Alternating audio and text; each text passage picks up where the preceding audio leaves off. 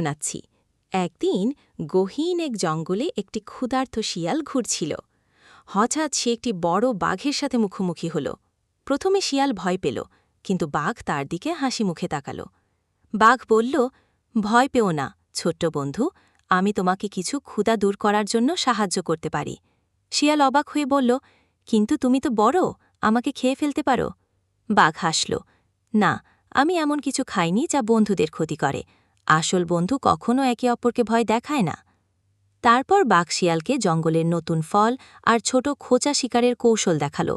শিয়ালও বাঘকে জঙ্গলটি সুরক্ষিতভাবে চলার আর ছোট ছোট গোপন জায়গা দেখানোর কৌশল শেখাল।